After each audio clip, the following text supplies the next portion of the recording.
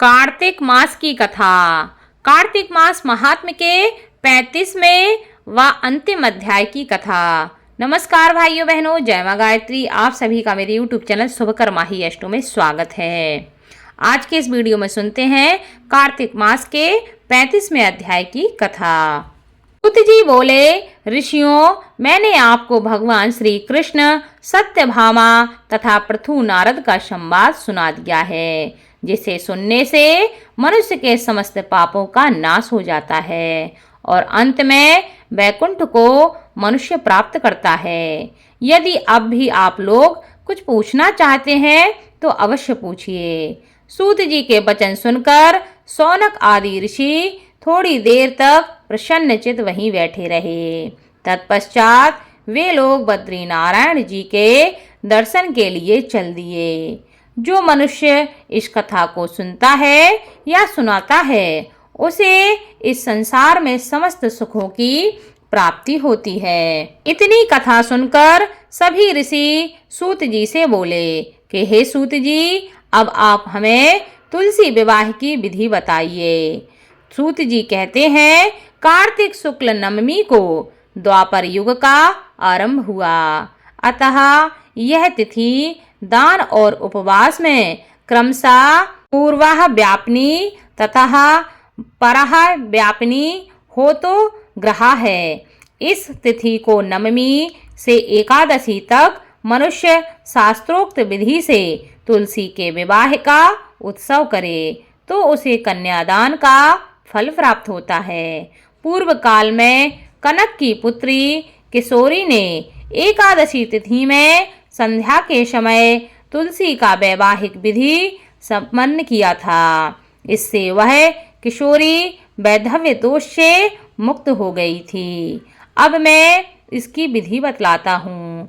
1 तोला सुवर्ण की भगवान विष्णु की सुंदर प्रतिमा तैयार कराएं, अथवा अपनी शक्ति के अनुसार आधे या चौथाई तोले की ही प्रतिमा बनवा लें। फिर तुलसी और भगवान विष्णु की प्रतिमा में प्राण प्रतिष्ठा करके षोडोपचार से पूजन करें। पहले देश काल का स्मरण करें, फिर गणेश पूजन करें, फिर पुण्याहवाचन कराकर नांदी श्राद्ध करें। तत्पश्चात वेद मंत्रों के उच्चारण और बाजे आदि की ध्वनि के साथ भगवान विष्णु की प्रतिमा को तुलसी जी के निकट लाकर रखें। प्रतिमा को वस्त्रों से आच्छादित करना चाहिए।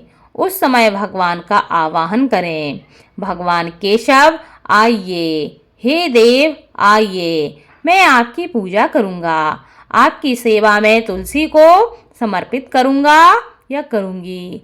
आप मेरे संपूर्ण मनोरथों को पूर्ण करें। इस प्रकार आवाहन के पश्चात 3 बार अर्घ्य, पाद और विष्टर का उच्चारण करके इन्हें बारी बारी से भगवान को समर्पित करें। फिर आचमनीय पद का 3 बार उच्चारण करके भगवान को आचमन कराएं। उसके बाद कांस्य के बर्तन में दही, घी और मधु को रखकर उसे कांस्य के पात्र से ही ढक दें तथा भगवान को अर्पण करते हुए इस प्रकार कहें, वासुदेव, आपको नमस्कार है। यह मधुपर्क दही, घी और शहद के मिश्रण को मधुपर्क कहते हैं। इसे ग्रहण कीजिए। तदंतर हरिद्रा लेपन और अभ्यंग कार्य संपन्न करके गोधूली की बेला में तुलसी और विष्णु का पूजन पृथक पृथक करना चाहिए। दोनों को एक दूसरे के सम्मुख रखकर मंगल पाठ करें। जब भगवान सूर्य कुछ कुछ दिखाई देते हों, तब कन्यादान का संकल्प करें। अपने गोत्र और प्रवर का उच्चारण करके आदि की 3 पीढ़ियों का भी आवर्तन करें। तत्पश्चात भगवान से इस प्रकार कहें, आदि, मध्य और अंत से रहित त्रिभुवन प्रतिपालक परमेश्वर, इस तुलसी दल को आप विवाह की विधि से ग्रहण करें। यह पार्वती के बीज से प्रकट हुई है, वृंदा की भस्म में स्थित रही है तथा आदि, मध्य और अंत से शून्य है। आपको तुलसी बहुत ही प्रिय है। अतः इसे भी आपकी सेवा में अर्पित करता हूँ। मैंने जल के घड़ों से सींचकर और अन्य प्रकार की सेवाएं करके अपनी पुत्री की भांति से पाला है, पोषा है और बड़ा किया है। आपकी प्रिया तुलसी मैं आपको दे रहा हूँ। हे प्रभु, आप इसे ग्रहण करो। इस प्रकार तुलसी का दान करके फिर उन दोनों अर्थात तुलसी और भगवान विष्णु की पूजा करें। विवाह का उत्सव मनाएं। सुबह होने पर पुनः तुलसी और विष्णु जी का पूजन करें।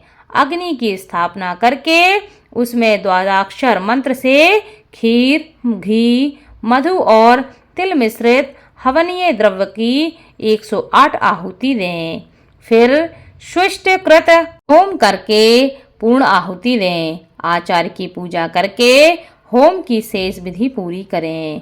उसके बाद भगवान से इस प्रकार प्रार्थना करें कि हे प्रभु, आपकी प्रसन्नता के लिए मैंने यह व्रत किया है। हे जनार्दन, इसमें जो भी भूल चूक हुई हो वह आपके प्रसाद से पूर्ण प्राप्त हो जाए और मेरी गलती को आप क्षमा करें। यदि द्वादशी में रेवती का चौथा चरण बीत रहा हो तो उस समय पारण ना करें। जो उस समय भी पारण करता है वह अपने व्रत को निष्फल कर देता है।